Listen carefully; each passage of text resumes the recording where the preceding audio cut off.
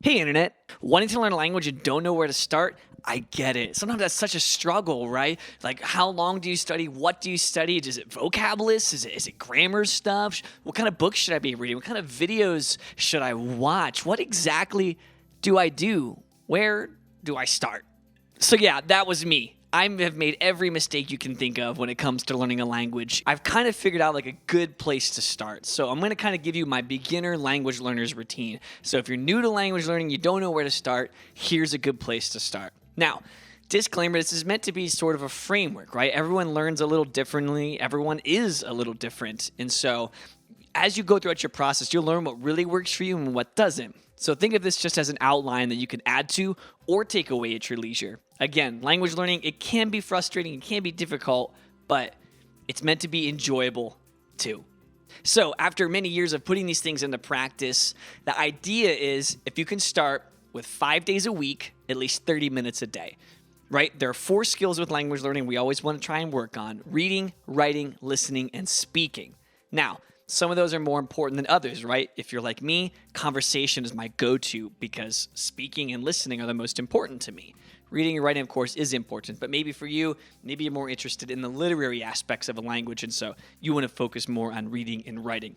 And be flexible with this, right? Stick to maybe the 5 days to start, but if you're starting to feel burnt out, like slow down. Like don't do it. Maybe just do it 2 or 3 days a week and start there, right? Start with whatever is manageable for you, right? Everyone's schedules are different, right? I'm blessed with a lot of free time. So I have that advantage going for me, right? I understand that not everyone has as much free time as I do. So do what works best for you, but start with 5 days a week if you can, 30 minutes a day. The first thing I like to start with is doing your daily vocab, right? So if speaking a language is using words you have to know some words. So a daily vocab practice using an app like Memrise is really good. Anki's another good one. Both of these are kind of flashcard-based apps. Learn something and then test yourself on it later and see if you actually know it. So doing that, try to learn like maybe 5-10 words a day and just slowly grow your vocabulary. Remember, language learning is a marathon, not a sprint. So that's some good reading practice, right? You're reading the words, you're listening to them, speak them out, write them down. There's different ways to incorporate the different skills with that. And for me, that's always a great warm-up too. If I know I have a conversation coming up, I'll run through some flashcards to kind of warm up my brain. I love telling people that I need to switch programs when I need to speak a different language. And so I like to warm up by doing some daily vocabulary. So the next thing I like to do is watch videos, right? So I love content that is catering to a language learner. So a good example of that is a YouTube channel called Easy Languages. So they do street interviews with people across all different languages, and they have subtitles in the native language that they're speaking as well as in English for you to learn. But look for content also that's designed to be slowly spoken so you can get some more help, right? Some native level content or people speaking in their native language is important to be exposed to that. But in the beginning, it might be a little overwhelming. So if you're learning French, for example, you can search for maybe like French Mornings with Eliza or Inner French, right? These are video channels, podcasts that are designed for people who are learning the language.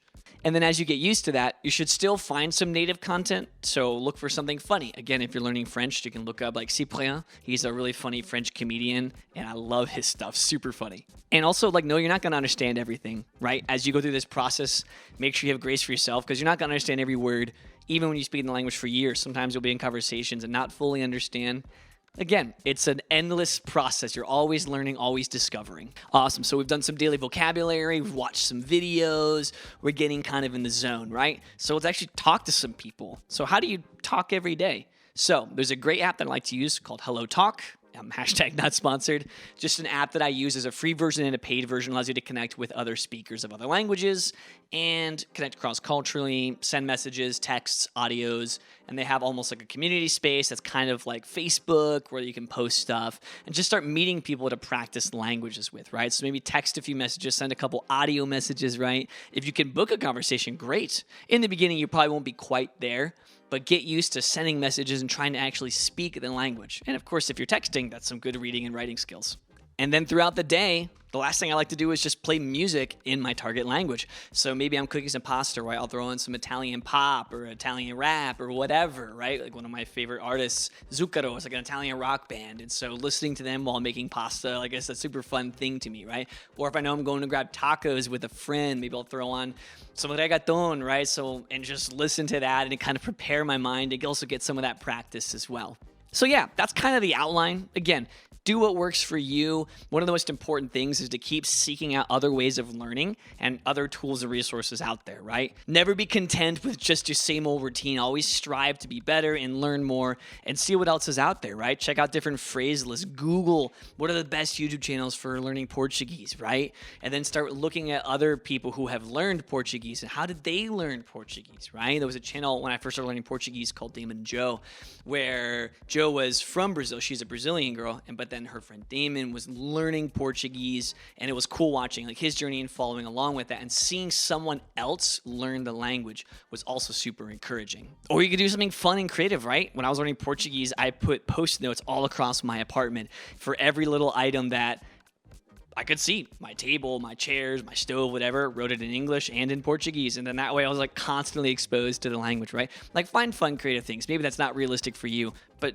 don't be afraid to experiment and try something different. And know your limits too, right? So don't push yourself to burnout and then you lose all motivation and all progress because you just quit and give up, right? If you feel yourself feeling burnout, take a break, take a couple days off, or just do something fun that day. Like maybe watch like a Netflix show, right? Like if you're learning Spanish, there's a great Netflix documentary about the history of the taco.